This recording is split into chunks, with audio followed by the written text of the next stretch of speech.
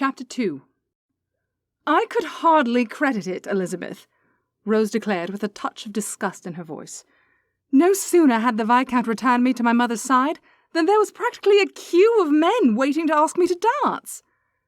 In her agitation, Rose got up to pace around the elegantly appointed drawing-room where she and Lady Elizabeth were having tea.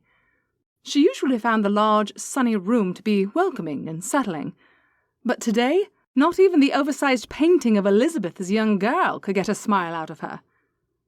"Are you complaining?" Elizabeth asked, confused. "Not exactly," Rose had to admit. The ball was obviously much more interesting when viewed from the dance floor rather than the sidelines with the chaperons, but it was just so surprising that Lord Dunbar had such power over everything. What if he had taken me in disgust? Would I be condemned to obscurity for the rest of my days? "My dear Rose, surely you must see that you could never be left in obscurity. It is just impossible for you. There is far too much vitality shimmering around you for you to remain on the sidelines for long. And truly, who cares what makes people tick?" "I most certainly do," Rose declared with determination. "I want to be accepted into the ton because I am witty, or some such, not because Lord Dunbar, the famous Viscount of Brackendale, found me mildly amusing." "But you are witty and droll and amusing and lovely. If I did not like you so much, I would find it impossible to be friends with you. You are clearly my competition. So what if the gentlemen were a little slow to discover you? What matters is that they did, and you had a lovely time, right?" "I suppose you are correct," Rose admitted grudgingly. "Enough about me. Did you have a good time at the ball? I was so excited to be finally dancing again that I failed to spend any time talking with you. I am sure you must have also been on the dance floor, but I so rarely caught a glimpse of you." "That is quite all right. Our mothers would have our heads if we spent too much time with each other, and not enough looking over the eligible gentlemen." Rose's tinkle of laughter followed these words before she resumed her questioning. "So I told you all about my dance partners. Now you tell me, did any of your partners strike a chord for you?" The strange look that crossed Elizabeth's face caused Rose to intensify her questions. "There was someone. Out with it, my lady. Who struck your fancy?" "It is nothing like that, Rose. No one was of particular interest to me, alas." She again hesitated before taking a deep breath and plunging into speech. "I danced with the Duke of Wrentham." Rose could feel the colour draining from her face at her friend's words. Hating the thought of even her dear friend sensing a weakness in her, she decided to try to brazen it out. "Was the Duke any good as a partner? I must admit I find it difficult to imagine, since I can recall how he hated the lessons his tutor insisted he must endure." Lady Elizabeth followed her friend's lead and did not refer to the possible awkwardness. "You must make an effort to stretch your imagination then, my dear, as the Duke's lessons have clearly paid off. While he was not as skilled as Lord Danbury, he was a wonderful companion for the quadrille we shared." "But of course, no one can quite match up to Lord Danbury's skills on the dance floor." Rose's banter was a trifle weak, but she kept her chin firm and brave. Elizabeth grinned, continuing, "Well, at the very least, all my toes rejoiced over not being trodden upon, even once, throughout the entire dance. I would hardly call that a cause to praise his dance skills. Clearly you have not had the misfortune of being partnered with some of the gentlemen I have been paired up with of late." Elizabeth's wry answer was followed by a teasing smile. "I cannot argue with you there, as I have been sorely lacking in dance partners." Seeing that her friend was about to commiserate, Rose hastened to return to the subject at hand. "I am happy to hear that the Duke's title has clearly brought him previously unheard-of skills," Rose countered, feeling much more the thing after her momentary lapse of zest. "He was actually quite a lovely dance partner.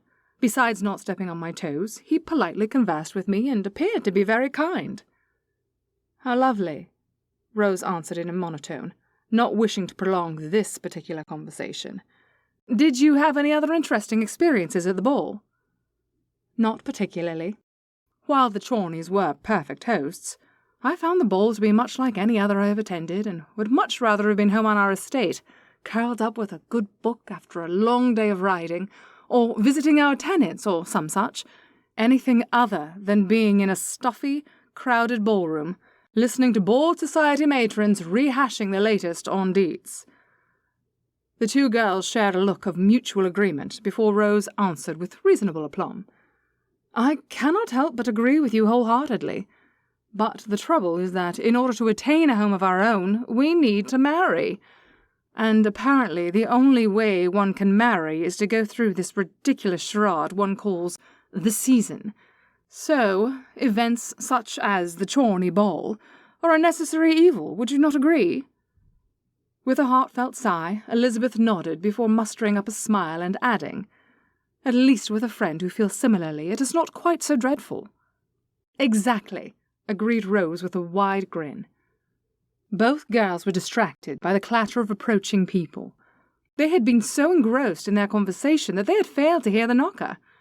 It would seem that their comfortable cose was at an end, as Lady Elizabeth had more callers.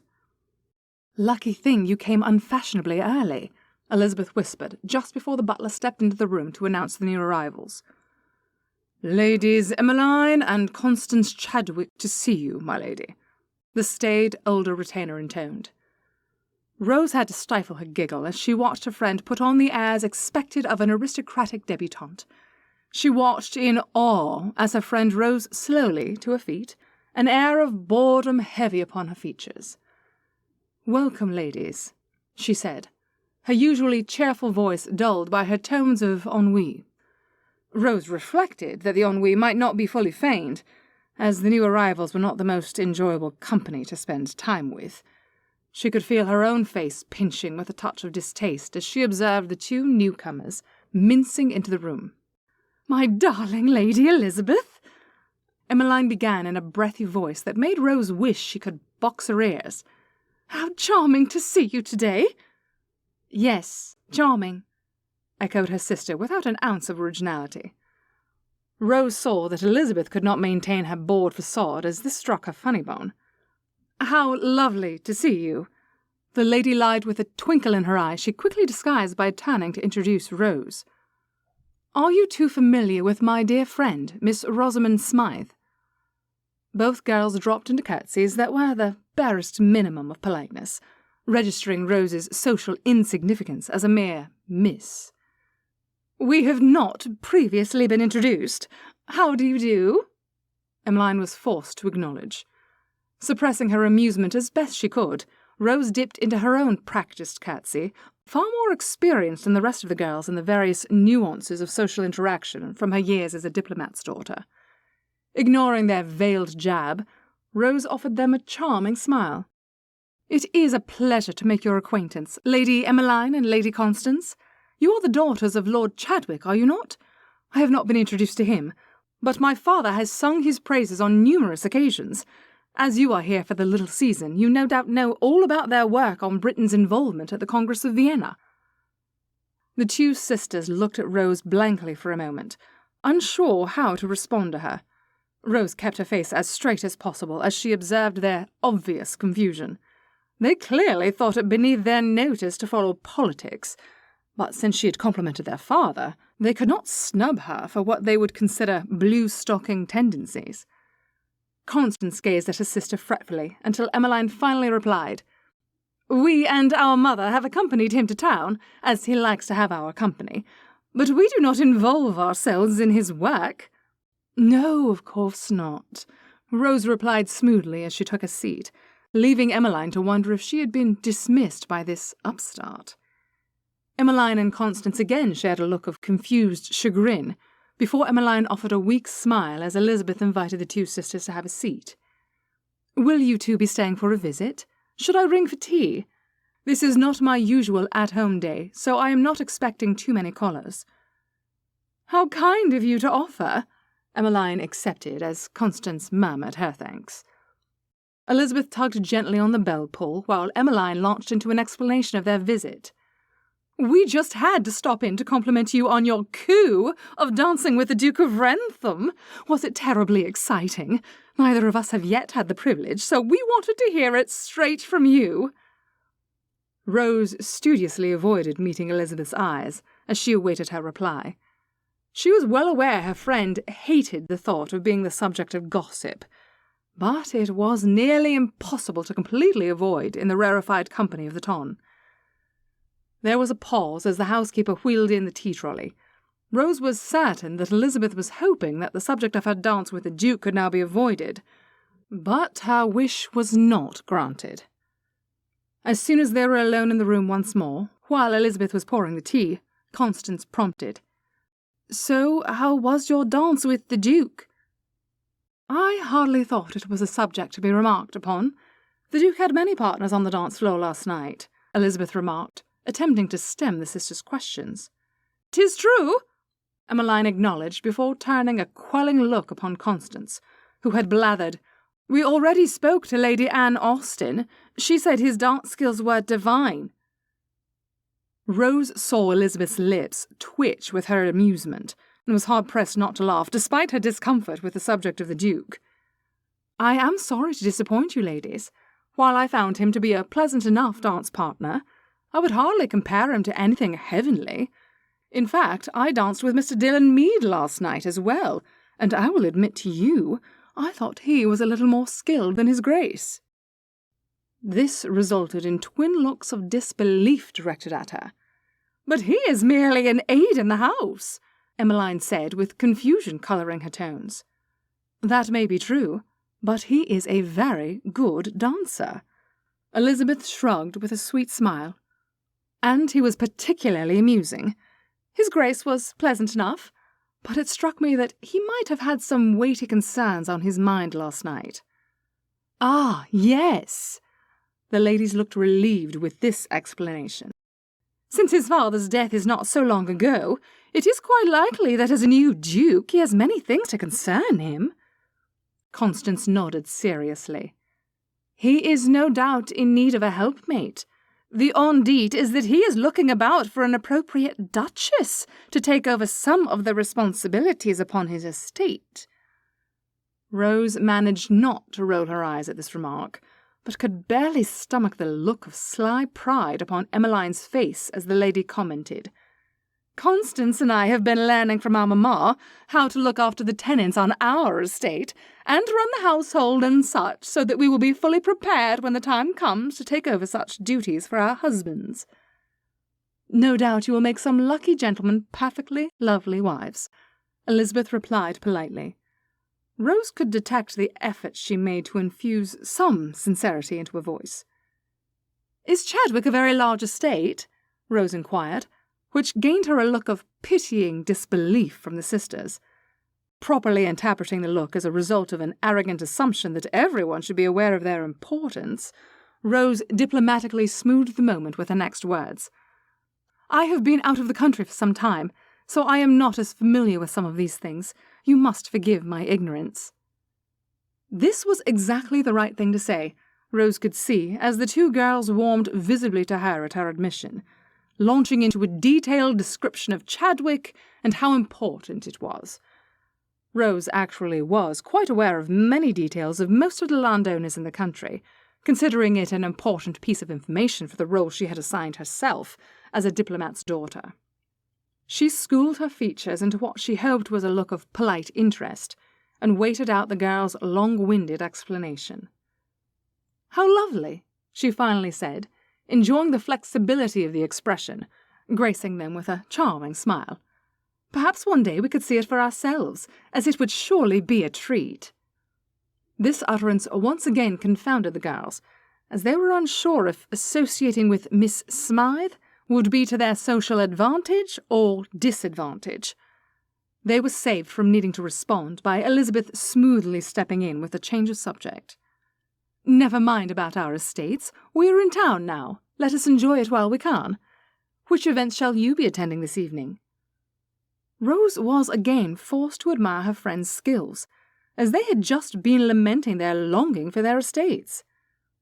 "We have been invited to the Duchess of Westfield's dinner, and then we are going to a musicale hosted by the Duchess of Yorkley," Emmeline answered with pride. "We shall be at the musicale as well," Elizabeth replied as she rose to her feet, signalling the visit was drawing to an end. "It was so kind of you to stop in. We shall look forward to seeing you later this evening." The visiting ladies were clearly disappointed not to have gotten any juicy details about the Duke, but they accepted their dismissal with good grace. Delicately placing their teacups back into their saucers, they too rose to their feet and politely took their leave. As the door closed behind the Chadwick ladies, Elizabeth and Rose shared a quiet giggle. "Those two are too much," Rose declared firmly. "But they are perfect specimens of the ton. Have you thought about how you're going to handle references to the Duke throughout the season? If what they had to say is true, or even if it is just wishful thinking on the part of many, His Grace is obviously going to be a top subject for the rumour mill. I am certain you do not wish to be remarked upon by being seen to shun him." Rose appreciated her friend's concern, but loathed the need for it. "I had given the matter very little thought." She paused for a moment of reflection before continuing in thoughtful tones. "You are no doubt quite correct that it will be remarked upon if I am obvious. But I would like to think I am capable of avoiding him without anyone noticing. I hardly think he is likely to search me out, so it is highly probable that this is a non-issue." "Perhaps." Elizabeth's tone and dubious expression showed that she was unconvinced, but she did not press the issue. "Have you considered the possibility of ending the feud between your two families? I am sure it is an uncomfortable subject, but has it been discussed in your family?" Rose knew her friend was trying to be helpful, so she made every effort to rein in the strong feelings that threatened to overwhelm her response. "Their son is responsible for the death of my brother. I do not see how any relationship between our families is possible." "They lost a son too," Elizabeth answered quietly. "Perhaps you could grieve together." This possibility had never occurred to Rose, but her feelings were still too raw to consider it, despite the 3 years that had passed. "It is unlikely my parents would entertain the suggestion, and considering the scene the last time we were all in a room together, I have my doubts either the Duchess or her son would be amenable to the idea either. Never mind about that. I know you are just being a good friend, but let us allow the subject to drop for now. You are absolutely right that my parents and I shall have to better prepare ourselves to face them if we are to go about amongst the ton this season. Now tell me, what do you plan to wear to the musicale? I have every intention of sitting with you, so we must ensure our dresses do not clash." Elizabeth allowed the change of subject, and Rose was happy to feel a giggle coming on at her friend's look of disbelief. "My dear Rose, surely you realize that as debutantes, nothing we are allowed to wear could ever clash with each other. All whites and pastels go together rather mundanely, in my opinion." "True enough, but your lovely complexion allows you to wear some colours that would make me look rather sallow. My mother would never allow me to sit near you if I'm going to be made to look hideous by comparison. Do not be a hen-wit, I beg of you. Or are you fishing for compliments? You know full well that nothing you could ever wear or be near could make you look hideous." Rose reached over and clasped her friend's hand warmly. "That right there is why you are such a good friend. You are the most generous girl I have ever met. You can be sure neither of the Chadwick ladies would have said such a thing." Elizabeth offered a small shrug. "I merely speak the truth." Rose glanced up as the large clock chimed the hour. "Well, heavens! I have certainly overstayed any semblance of politesse, have I not? I apologize, but my only excuse is that I was so enjoying your company." "Absolutely no apology needed. I am sufficiently experienced as a hostess that I could have dismissed you had I so wished." "That I cannot argue with, as I witnessed your skills in that regard just a few moments ago with the Chadwick ladies." The two girls shared a smile before Rose continued. "But I really must be going.